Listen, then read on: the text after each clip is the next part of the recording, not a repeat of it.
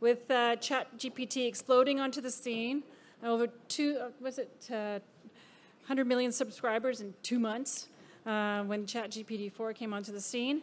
And industry leaders issuing stark warnings about where this new technology was taking us. All of us in the financial services industry are facing a critical decision point in terms of how much AI, how fast, and for what purposes. The stakes are high, both in terms of the potential gains in productivity and efficiency, and the potential risks in terms of job displacement, and the rebalancing of human judgment and control.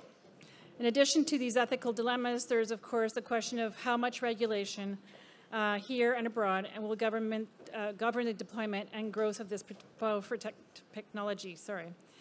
Joining us today to discuss AI and human judgment are Dr. Jim Marrone, economist at RAND Corporation, Boyan Pavlovic, CIO at BMO Financial Group, and Andres Rojas, Director of Applied AI Projects at the Vector Institute. And joining to the panel to moderate is Lawrence Muscio, who's the chair of the Long Run Institute and also an executive in residence at GRI. Vous savez, en raison de la nature de l'IA, nous en parlons toujours avec un regard tourné vers l'avenir. Avant de nous plonger dans ce débat de ce panel, jetons un œil à l'histoire de l'IA, car on ne peut pas savoir où on va sans savoir d'où l'on vient. That's an amazing video. Originally, we were going to do something on emotional intelligence, but we were voted down. So artificial intelligence.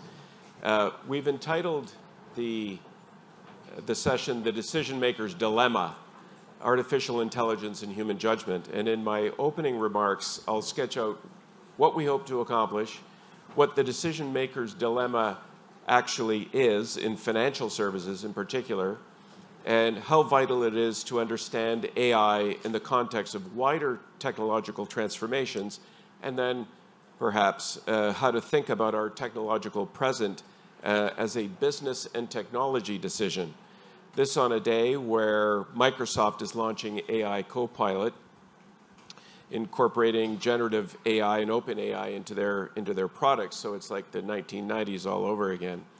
It's kind of a skeptical executive's guide to AI in financial services. So the decision maker's dilemma is threefold.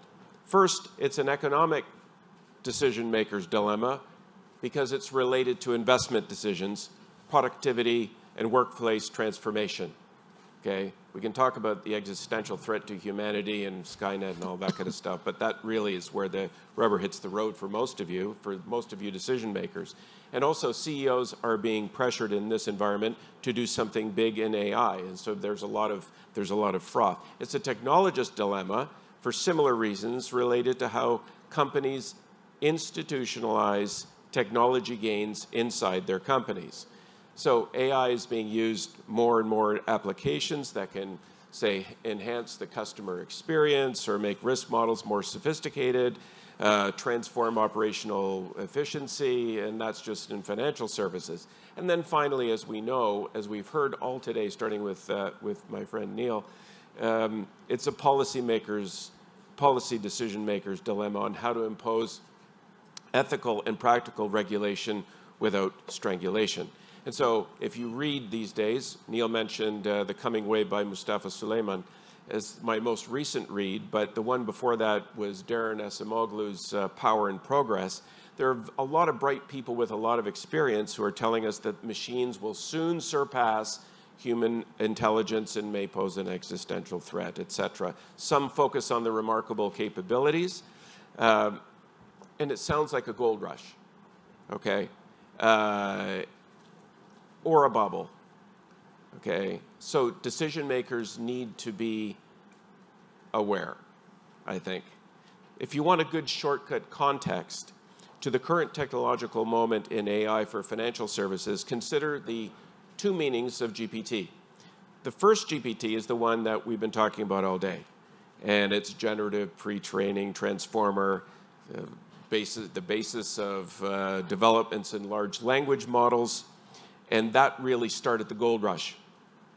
by generating massive interest and attention by the general public as well as governments that, in fact, generated increased access to tech for researchers, competition for products and ideas, price decreases, and the like. In other words, it created a market. So it was no longer an engineering discipline trying to become a science, but it has been pushed into the land of business dynamics. And its viral pickup has been absolutely extraordinary. And ChatGPT will not be AI's final form, of course, but it shows the symbolic power of its power to compel, its capacity to reason, solve problems, etc. Okay? And that is one of the key elements in AI becoming a prediction machine, right? Once that was the preserve only of human judgment. The second GPT is the one I think we forget about, and that is general purpose technology. What is that? That is a term economists and historians use that is defined as a single generic technology that has much scope for improvement, eventually comes to be widely used, to have many uses, to have spillover effects, and then is expected to be pervasive and to impact significantly on productivity growth. Okay, think of steam, electricity, information and communication technologies. So AI is well on its way to being a classic GPT, and some of its cheerleaders are suggesting that AI will drive a fourth industrial revolution. So steam, electricity, ICT. Those are usually associated with productivity changes. Last week, Yann LeCun, before the US Senate, called it a foundational technology, and that it can be openly or should be openly shared in the technological ecosystem, right?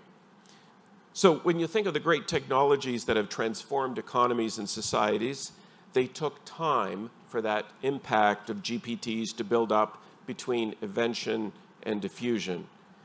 In the case of information communication technologies that maybe some of us are familiar with, it's a different story. It was relatively quick from the 1960s onward and included rapid development of computer hardware and software and so forth.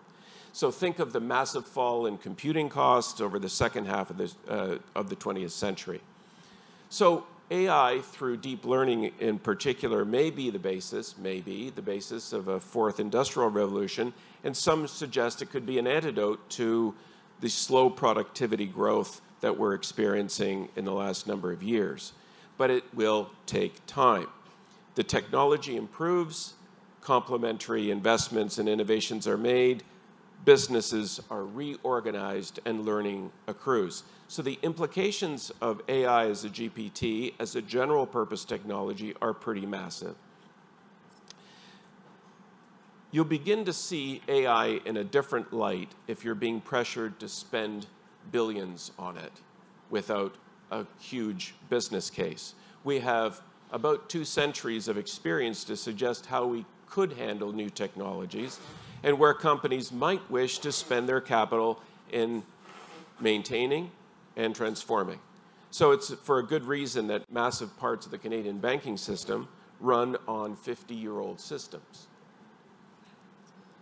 So when time's up for this session, we'll hope to have offered you something of an antidote to the narrative or future-oriented rhetoric by looking where we are now and how AI generates opportunities and challenges. So that's my frame, that's the context. I'd like to call on Boyan now, Boyan Pavlovich of the Bank of Montreal, to offer his 10 minutes, and then we will have 10 minutes for Dr. Marron from the RAND Corporation, and then for Andres Royes from the Vector Institute. So 10, 10, 10, and then we go into the lightning round for questions. Thank you. Thank you. Can you guys hear me? Perfect. Thank you, Dr. Mussia. So, we'll start with a double click because as a CIO in a large Canadian institution, BMO's been around for 200 years. 1817 is when we were founded. The other 4 or 5 banks are also over 100 years old, including National Bank, 1905, the youngest. As you said, as a CIO in this bank, we deploy billions of dollars worth of technologies across the layers of infrastructure, applications, APIs, data. We run servers, we run applications, and we are being asked the questions of how do we deploy AI decisioning models by CROs, some of them in this room, by CFOs, by business leaders. So I'm going to start with a bit of a double click because I live in that world, then we'll go a bit broader as to what this means for society. Just to give you a sense, technology in Canadian banking alone, if you were to take the top 6 banks, every year we spend between $20 and $30 billion on technology, right? So all of you guys sitting in a room here, TD, Scotia, CIBC, National Bank, BMO, we deploy literally a small country's GDP to run old servers, on-prem servers. We're moving to the cloud. You've heard that before AI, before big data, there was cloud. Before that, there was predictive computing. So we run through what I called archaeology of IT. What that means is that we're running mainframes that were put in by a CEO in our world, and BMO was Mr. Hart. He was the gentleman who put it in 1969, 1970. Our first ZOS went in. It was a gigantic mainframe. Those things have been updated, but it's the same structure. Every bank runs them. A lot of the old systems click into them. Risk-based systems click into them. Lending systems click into them. Decisioning systems click into them. We've then built distributed computing applications. We then added internet applications. Then we started adding with this thing called the APIs, connecting applications so they could talk to each other. Then we started talking about big data, which is putting in large databases, combining the databases between all these, both cloud-based or on-prem mainframe databases. And now we're being asked to both put in an AI system on top of be it a risk decisioning system or a digital system, a fraud detection system. And these are big questions. And for us as CIOs, the best answer is yes, of course, we're going to help you. It's always yes to the business. We work for the business. We're always going to work for the business. But, you know, the questions coming back very quickly are around how fast can you go? And look at this small fintech deploying a really cool generative AI model. Can I use that to make risk-based decisions within my organization? So don't feel too bad when the CIO says, what kind of decision-making model? What database do you want to plug into? Is it a vector database, or is it actually a database that hasn't been structured? There's all kinds of different data levels, right? Level 1, unstructured, structured, synthetic, analytic. This goes back actually to Immanuel Kant, but it's a different topic. But it's why do we have synthetic versus analytic data? But that's that mess, that archaeology of IT exists in every single large institution, asset manager, bank. On top of that, we're regulated. So we have to actually declare every major change that we make to these large applications. That is as complex in the US as it is here, or any large organization that's running a mainframe. So you will trip on a lot of those old systems. So be patient with your CIO, with your CTO, and be very specific around a use case. Use cases are friends to the CRO, to the CFO. Find out exactly what you want as an outcome. Is it an improvement in a back office process? Is it a decisioning tool that's going to allow you to actually make a better decision around a loan, commercial loan versus a retail loan? Is that decisioning going to access a vector database that's been properly assessed inside the bank for biases? Is a human going to be around there to check those biases? Because let me tell you, some of this AI can hallucinate pretty intensely. We can get ourselves into some insane solutions that will be societally not acceptable, financially not acceptable, sometimes even ruinous, right? Not to say that people can't hallucinate, you know, and create all kinds of risk decisions, thinking, skilling, Enron, et cetera, so like learn off of the mistakes of others. But these things can be actually quite transformative if they're deployed not carefully, and also quite transformative if deployed carefully. So as a CIO, I would say to the CROs and the CFOs and the folks that are working with them, understand the topology of the IT of your organization. Go deep, understand the data you want to access, and work around a very specific use set. That's like a very small answer to what you were asking, which is like, how do you make this real when I go back? Because, and by the way, I'm a former consultant before I joined BMO, so I have all kinds of emotional connection to the consulting crew in the world, which is coming to the banks and saying, if you do X, it'll really help you outperform. If you do Y, watch out for that too. Sometimes it can be tremendously helpful, other times it can be quite dangerous, because you might get yourself down a road of spending $100 million on deploying all kinds of top-level AI solutioning on top of a data set that's not ready. And you're going to just waste. There'll be a lot of write-offs in the next couple of years, as there were in the cloud maneuvers, as there were before in big data maneuvers. How many hundreds of millions have we just written off because we tried to build something that didn't go anywhere? So watch out for that, because there's a risk there as well.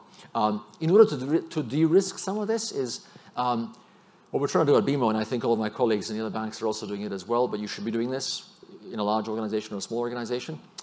Do drill your troops. Drill your troops on AI. So even though you're identifying a number of use cases that make sense, and you can work with your CIO to actually play it out and see how it works, and then train your risk officers, train your loan officers to use it, to mess with it, talk to the regulatory affairs, engage in a dialogue with OSFI, because they'll have an opinion as to how this is controlled. Can we audit this?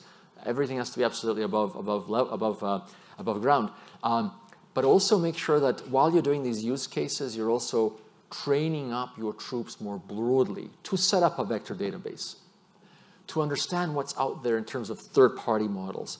Are there certain accelerators you could actually do separately from the old bank structure? We were talking Vector Institute, RBC Ventures, some banks have done that very, very well, which is let's play with it a little bit separately from the old world and see if it plugs in well.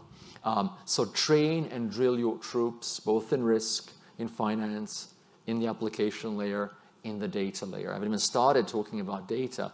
There are maybe CDAOs in this group, CDOs, CDAOs, how they govern data is going to get even more interesting with AI, especially generative, and not even talk about open source AI. What is the residency of the data you're sharing with a third party? Where is that data going? Is it going to a friendly data center, or is it going to a completely out of country? Where is it ending up? Can you audit the flow of that data? Once you link in through an API, can you audit the flow of that data structure? Which is why, another reason why third parties will be quite heavily scrutinized and potentially even slow down in certain areas. So what I would say is, it's upon us. Projects are coming. You guys will have to do projects to kind of show to the management, show to the executive committee, show to the board that you're actually thinking about this. But don't, and I wouldn't say, there is something to be said about potentially the curse of the first mover, which could be, you could be the person off of which others make mistakes and learn of your mistakes, right? So you don't want to be potentially that person either. So that's sort of my comment as a CIO in the weeds in a bank. And I'll turn it back to you to sort of go a bit more broadly. Thank you very much, Brian. I said Jim was going to be next, but what I really meant was ominous. Sure. Yes. But Apologize. thank you very much, Brian. And over to you, sir. Yep, thank you very much. Thanks, Lawrence, and also thanks to GRI for hosting us. Maybe to provide a little bit of context of where my comments are going to be coming from, I think just to give you an idea of what it is that we do at Vector. We're a research institute, over 800 researchers, but more importantly, we're working with around 300 companies now to try to de-risk the exploration of a state of the art on AI. So basically, the core idea is you want to build something. Of course, there is risk attached to that. The question is, how can you do it at a lower cost, right? And we have some programs that help companies do that.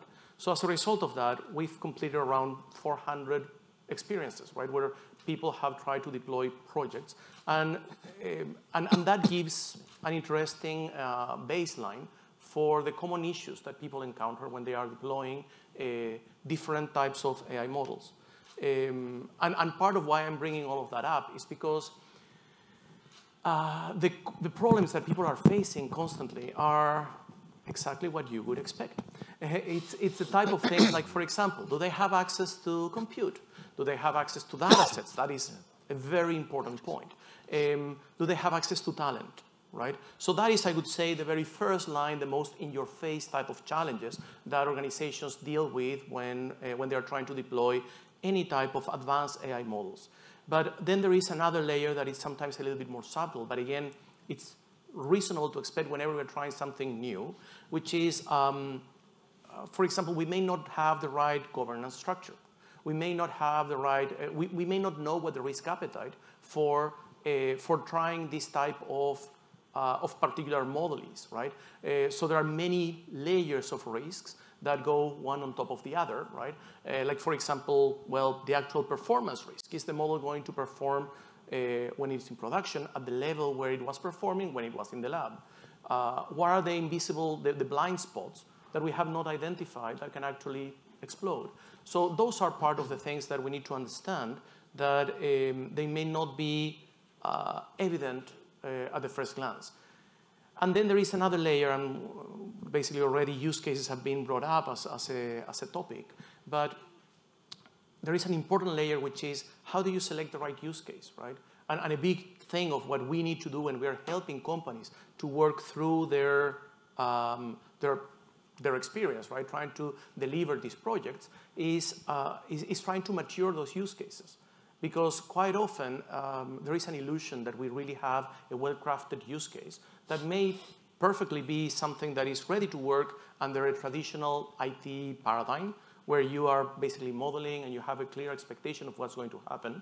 But that doesn't necessarily translate into an effective AI model when it's being deployed, especially when you're talking about machine learning more broadly. So all of these, basically, what leads to is when you're trying to build an AI-ready organization, a very important point that tends to be overlooked is the culture that you have. Most large organizations tend to be risk-averse. That's what keeps them alive in the first place. But with AI, one of the things that one of the challenges that we need to deal with is we still don't have a good understanding of when a model is going to perform extremely well versus when it's going to underperform compared to whatever baseline you want to set. So part of the game that we need to play in this world quite often is to try things, right? So there is an element of experimentation. There is a certain element of openness to exploration that requires a cultural component that is not always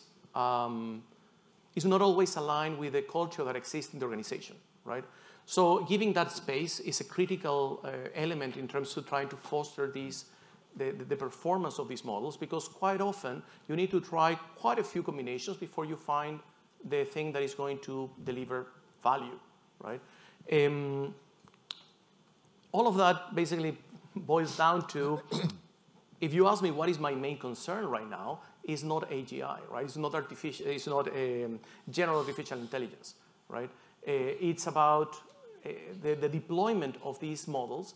Right now, have a lot of hiccups that are not necessarily related to AI specifically. Actually, quite often it's because we are trying to kind of fit a square peg into a square hole, or the other way around, right?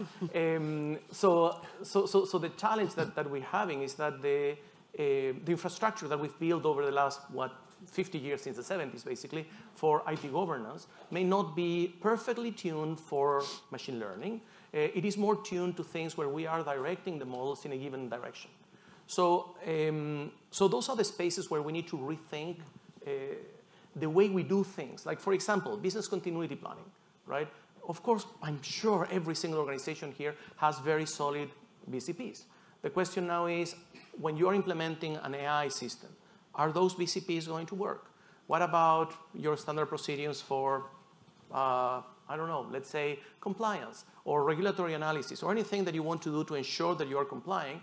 Those things may still have hiccups and kinks that need to be sorted out. So those are the traditional things that we're still seeing quite broadly. Approval to access data. That is another big one. We have built all of these silos in the organizations that are designed with the purpose of keeping privacy, of keeping data secure. All of that is perfectly fine. But they have been tuned in a way that they are not necessarily AI friendly, right? So the question now is, let's develop these models in a way that we have the right data governance, but that is also a good fit for developing AI models, right? And that is something that is still a work in progress. We are still learning as we go as organizations. There are multiple different strategies that are being tried.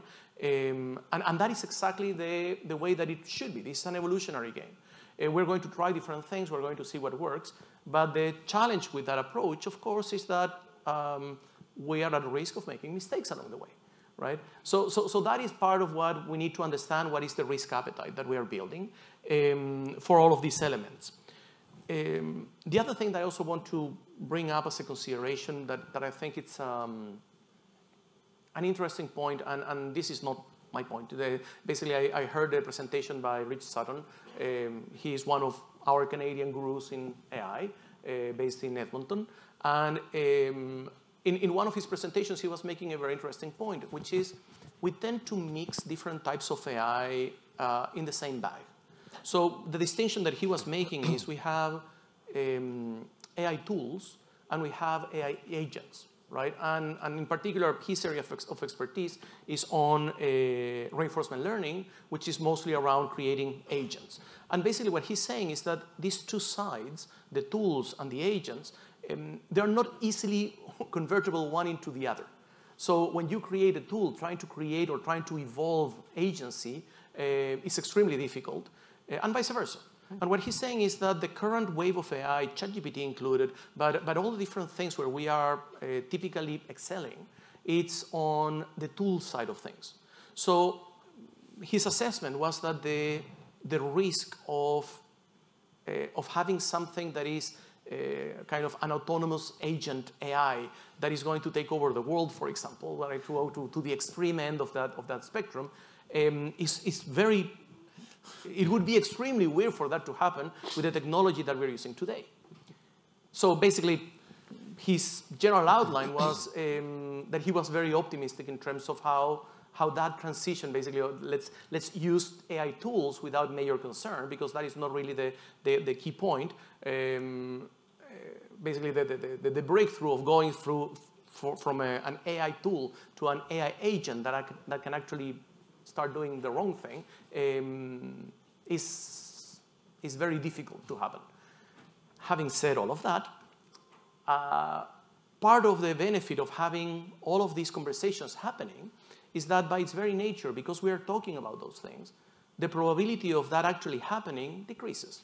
And the example that I've been typically using for that is the year 2000, right, where we had all of these concerns around computers going crazy because all of a sudden they didn't have enough space for storing the year, right? And basically end up disappearing.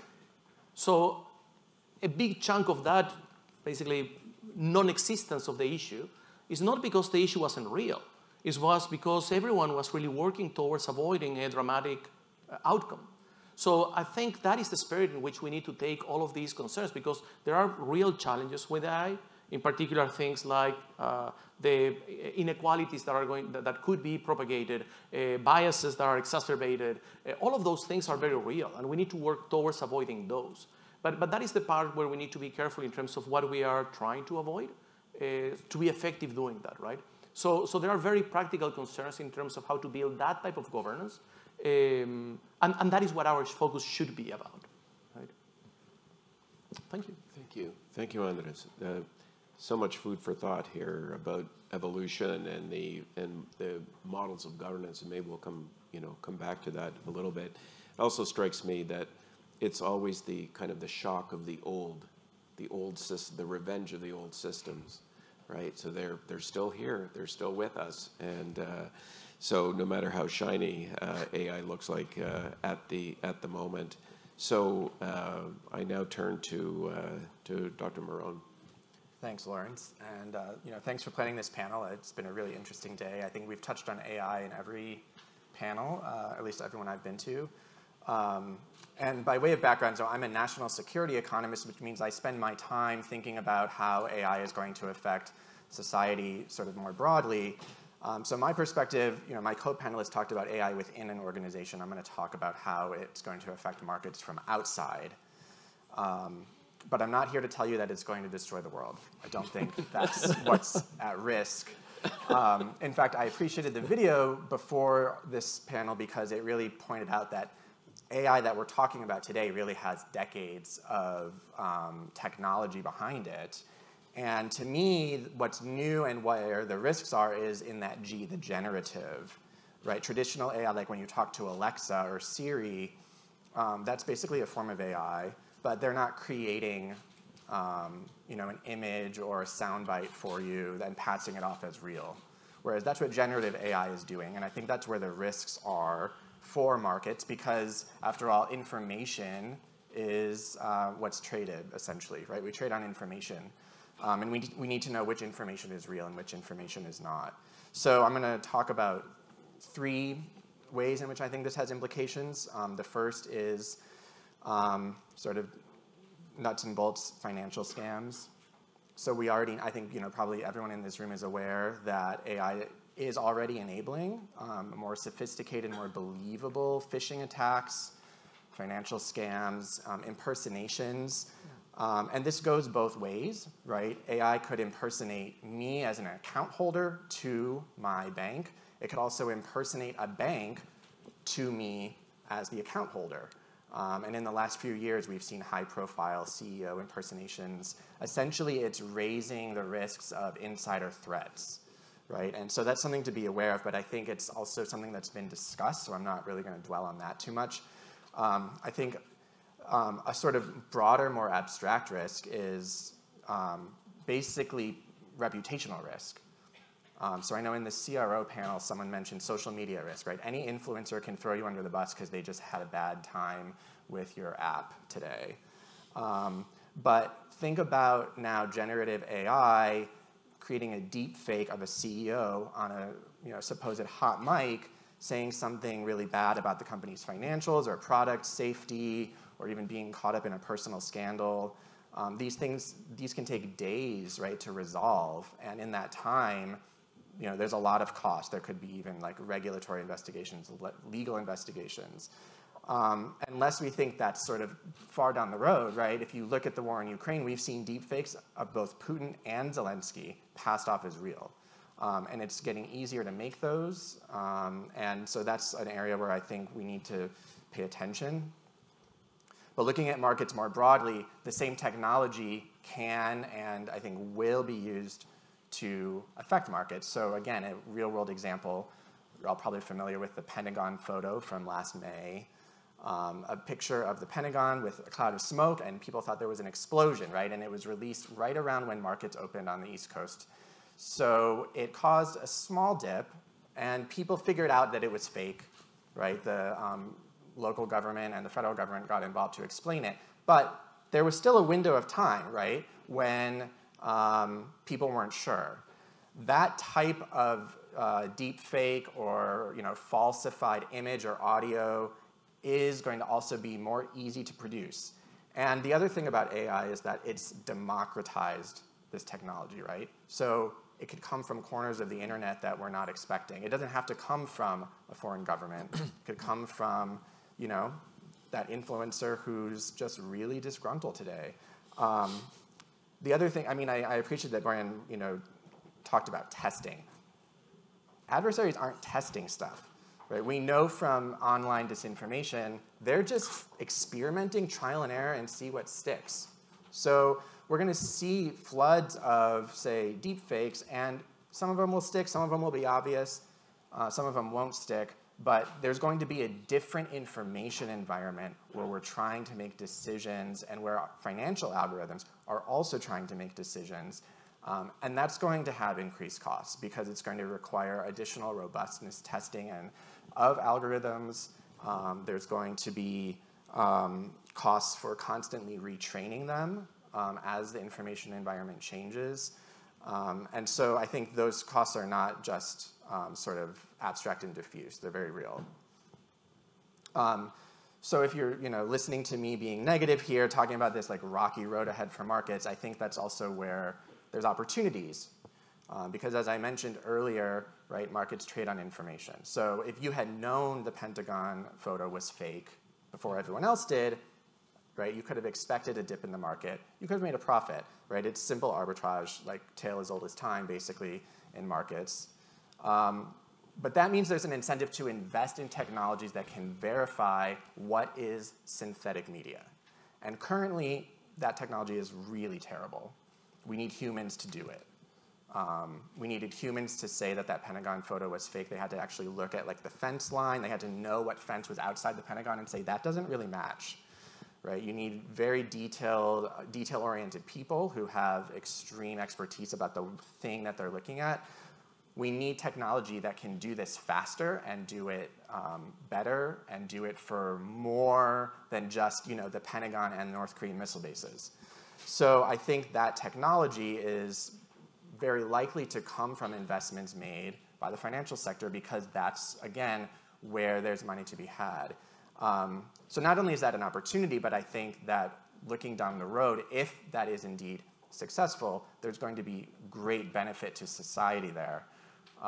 If you look at the sort of AI assessing if text is AI does awful.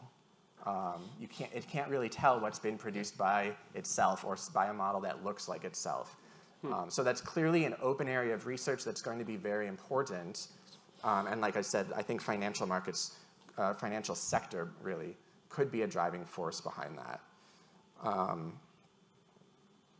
So I think there are costs here. There's broad costs. It's going to be a new world, somewhat a rockier world for a while, but there's also opportunities. So I'll leave it there. Thanks. Thanks, Jim. Thank you very much. We have a good number of questions here, but I also have questions, and I've been working on them for like a long time, so too bad. Did I say that? No, I'm going to get to as many as possible, but I do have a general question. This is kind of artificial intelligence, human judgment level 1, okay? AI's probable impact. Now, we've discussed the persistence of the older technological systems that Andres says it's an evolutionary game that you're saying. I think that's very, very fair to say. Boyan's introductory remarks absolutely back that up. So we're also dealing with a highly evolved regulatory regime. Absolutely. And that really kind of grounds the discussion about AI diffusion.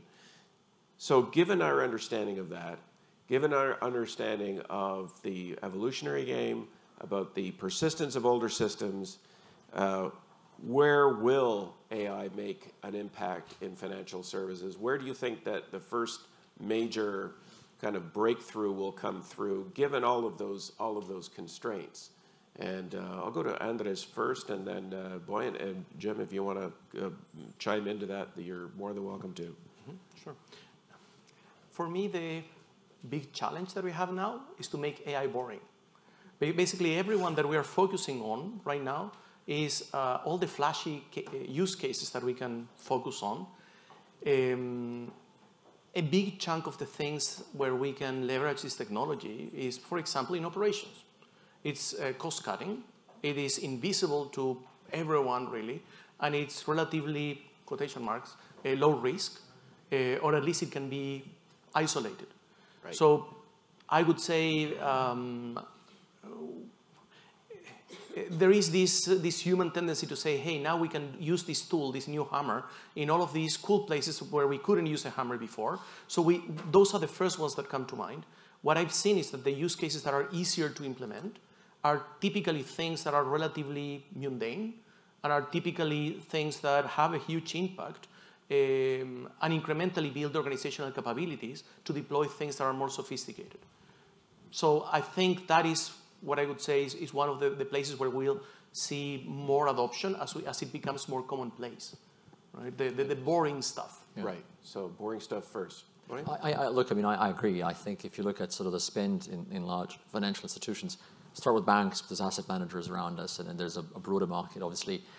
In banks, you could do a little quadrant, high risk, high impact, X, Y axis, and then put a couple of fronts that we're all fighting on AI, right? So there's obviously high risk, high impact, market risk, decisioning. That's big, right? I can see some asset managers, hedge funds play around there. Their data's in the cloud already. They don't have this old infrastructure.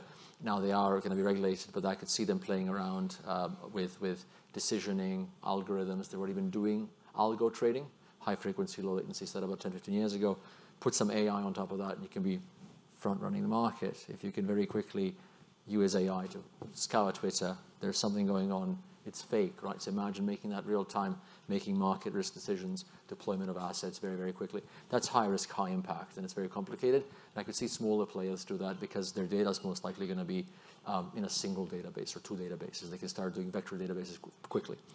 If we go to a big bank, like myself and some of my colleagues here, absolutely, I would start with high impact, lower risk. High impact, lower risk, when you map the fronts you want to battle, back office operations, right? So, for example, we in a bank sit on 50 to 60,000 different standard operating procedures, a given bank, 50 to 60,000. If you were to do an audit right now of BMO, RBC, Scotia, et cetera, you would find thousands of standard operating procedures. We constantly update them. So think about it, just a call center. Call center, a new person comes in, a new agent comes in, they have a disturbed customer calling on a certain item. That person has gone through a bunch of standard operating procedures, and oftentimes they don't even know what to do, right? They escalate to the manager, they escalate up and down, and stuff happens, and money is spent, and time is lost, right? AI you can use absolutely, and it's being piloted right now. You can start crawling across these PDFs. You can start having AI memorize these 20,000 standard operating procedures, let's say, that are not market risk driven. That AI can become a chatbot tool that your agent can say, I need help, BMOE, Siri, whatever, BMOE. So I need help, BMOE, because the client's asking about a non-amortized part of their loan. What do I do? That thing will start responding probably even better than the manager, right? You can start industrialize that very quickly. Now, it's kind of boring, but you do it over and over and over again. You do that in mid-office. You do that in wealth. You do that in retail. You do that in commercial banking, right? So that's what I would start first. High impact, lower risk, lower risk. Higher, on that same thing, there's lower risk, lower impact. Absolutely play around with segmentation data, play around with some segmentation models linked to marketing. No offense to my marketing colleagues, but like if you're going to look at where do we deploy some of that money, what market we want to go after, play a little bit with that. Lower risk, lower impact, you can probably move some share there. And then, lower risk, higher risk, lower impact, I would leave for somebody else to mess around with, right? That would be sort of my, Yeah. So interesting because it sounds to me like augmentation, not automation yet. Right, and so that's the machine usefulness thing that Darren Asimago was talking about. Jim, did you want to chime in, or do you want to? We'll wait. Oh, Andres. Yeah, no, I just wanted to elaborate on the concept of. There is a concept that is quite useful, which is the whisper bot. So you have someone on a contact agent, in a contact center, and the agent is the person talking to you, but they have a machine on the screen that is kind of whispering the things that they can say. So all of these type of things where you have a human that is using their brain to filter things that are clearly wrong, again, I'm not going to say they are easy to implement, but the technology has been ready for use for a couple of years now. Absolutely. Right? So you don't need to automate the full pipeline. You can still have the human that is just being enhanced by AI. Right. And that also sounds evolutionary. People still put their pants on one leg at a time, for example. Yep. Right. We're talking to we're bankers, right? I mean, money is made by managing risk, right, and making margin off of. So yeah. Well, speaking of bankers, we've got an interesting question here. They're all interesting, of course, but we've been hearing a lot about disintermediation of the traditional financial sector by more innovative and less regulated competitors. Now, does AI accelerate those kind of Schumpeterian gales, or does it hinder it? So that's maybe one of the big questions. Anybody? Yeah, Jim, you want to? Yeah, I think that's a great question. My gut reaction is that the firms that are less regulated and are already sort of innovating with technology will be quicker to try things out with AI. I'm thinking about firms that are doing mobile payments or that have mobile wallets to see how that can help them. And I don't know what kind of competition that's going to produce with the more regulated banking sector, but I do think that there could be and to the extent that there are fissures, those could be exacerbated simply because one side is experimenting more and has that leeway due to lack of regulation. Right. I mean, I would say just as working in a bank, maybe this is my famous last words. In 10 years, don't say this guy said it. When crypto came out, it's been recorded. And when crypto came out, we had a debate on that, and I made a big statement, maybe as big as Dr. Ferguson this morning, saying that Taiwan will be blocked by China in 3 months. But so I'm not as big as him. But I said, 3 or 4 years ago, I said I don't see crypto replacing a currency. Just don't, because systemically, a currency is important. The ability to issue currency, the ability to control it, the ability to issue fiat money is very important to a government, and that is a benefit for a society. So we are and there's going to be a digital currency, most likely in Canada and in the US. So we're going to figure out a way to properly regulate it and manage it between the large banks. Similarly, I think banking is going to stay. It's going to transform itself, but I don't see AI as a threat to large, systemically important banks that are absolutely important both to our economy, to our communities, to our ability to plug into other ecosystems globally, right? So I don't subscribe to this sort of the big new thing that's going to Schumpeterianly destroy the old fractional reserve bank and put something else in. I don't see it, and neither will blockchain. It hasn't. So it's just the archaeology of IT and systemic operating models that exist underneath governments globally is way too big, right, for something like that just to take off. So they can be great areas to learn from. Yes. And then intake into a larger organization, absolutely. But I don't see a systemic threat unless we're like in a Mad Max world or something. if the AI thing does something crazy, but no, I'm not saying that at all. Interesting in terms of apparel more than anything else. But yeah, I think that's right. I think that the power of incumbency and also the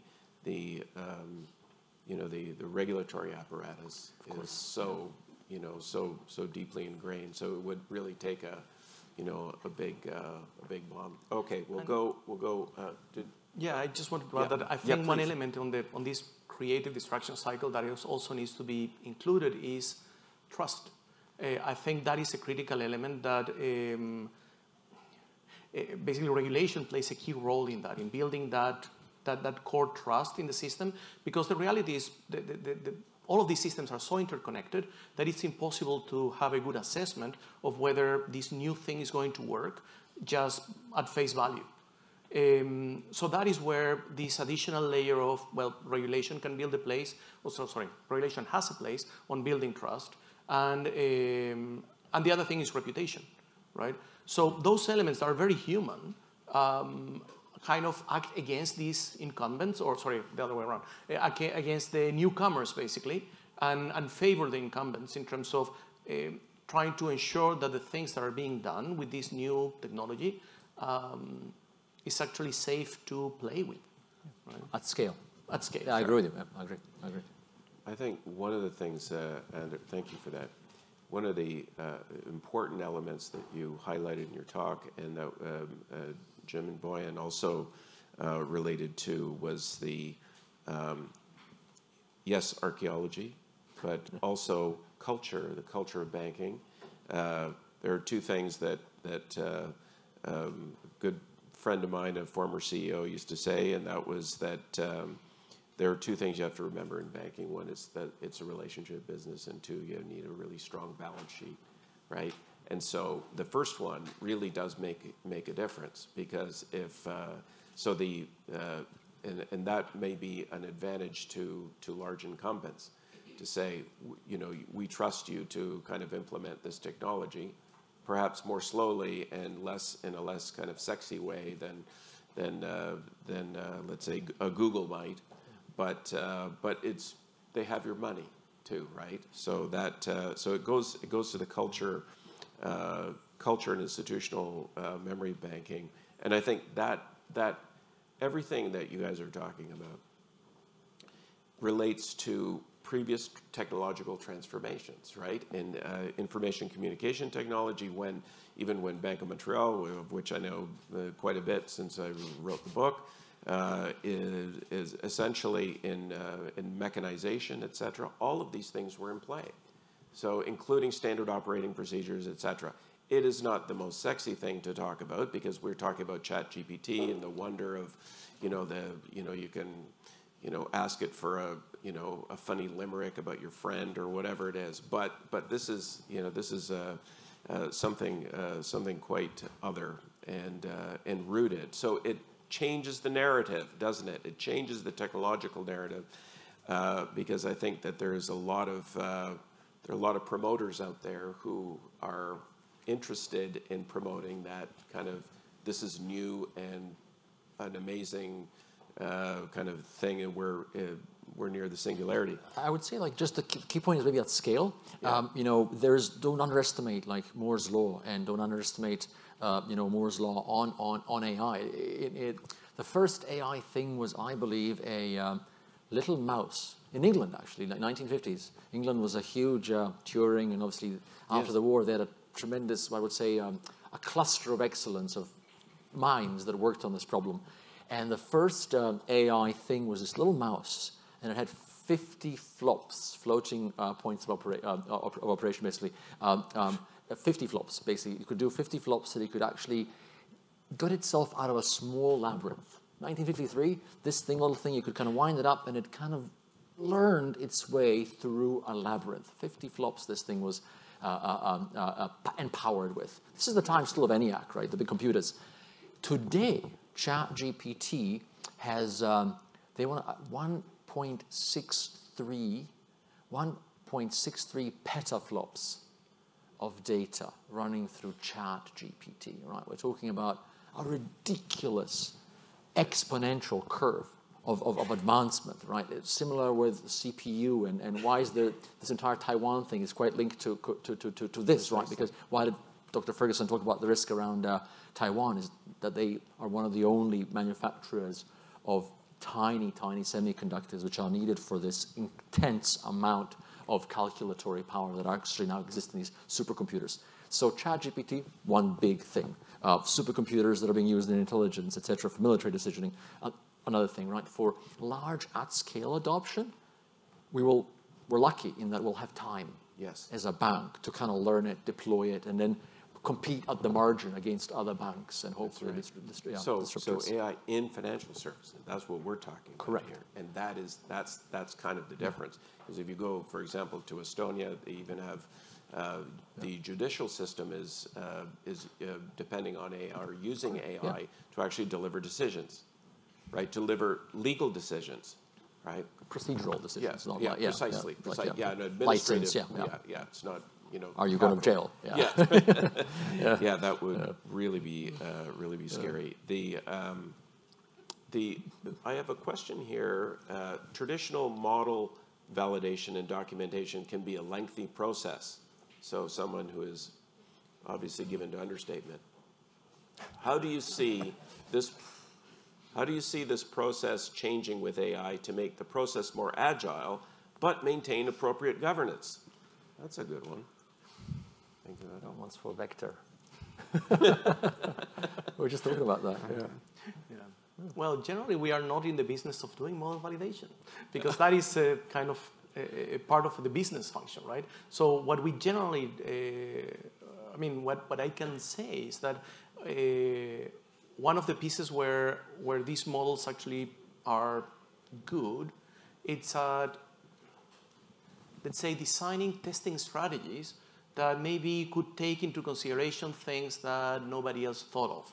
This exploration, these type of things where you are trying to test the boundaries of a system, that could be enriched by AI. So again, there are certain things like, for example, so the problem with model validation, with these models in particular, is they are so non-linear that traditional techniques that are conceptually based around looking at the borders of the system and just exploring that those hold, typically are insufficient for this type of models.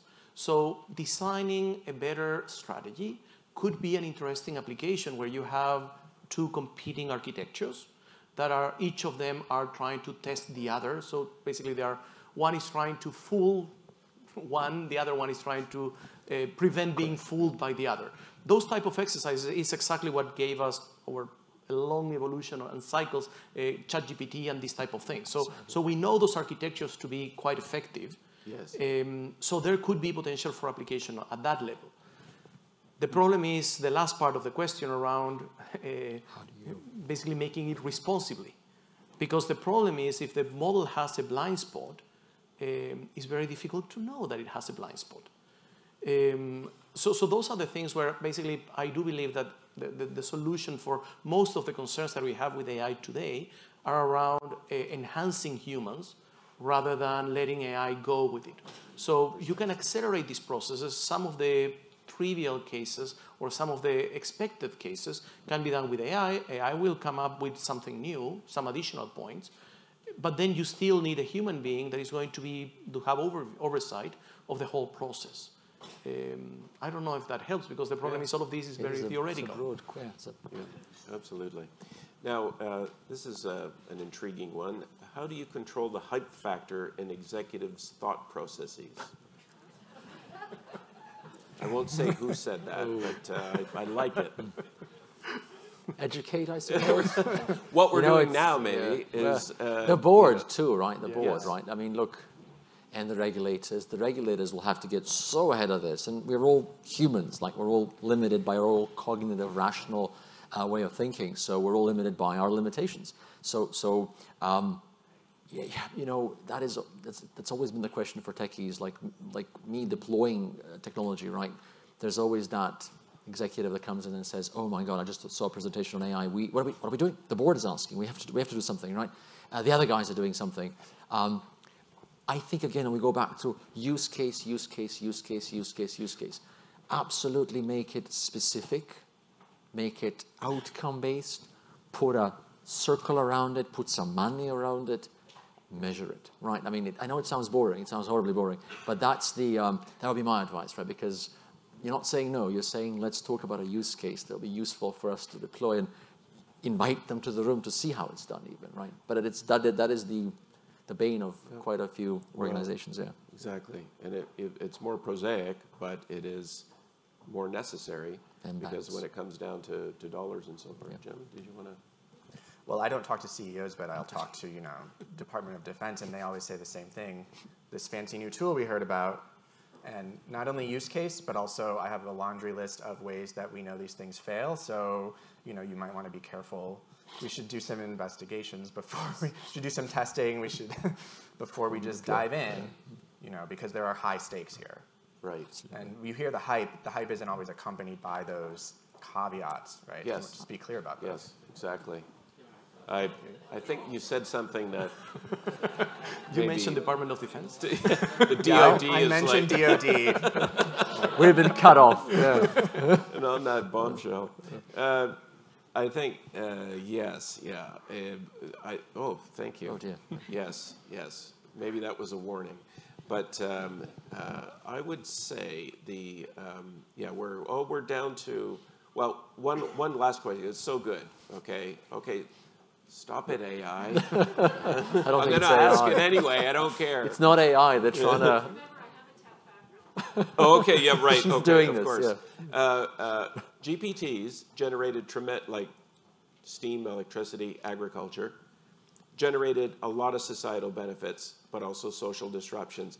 What can the financial sector do to do better this time, more benefits, and minimize adverse disruptions?